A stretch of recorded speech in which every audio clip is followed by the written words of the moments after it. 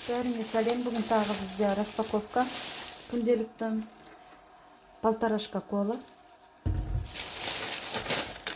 Джинның тыквенный семечкасы. Дәмі күшті, шақтарыңыздар. Сосын ролтын лапша. Бесеу алдым айтым, 5 штук. Сосын комет. Содан соң туалетная бумага. Сухарики, кирешки, фрит. Икра.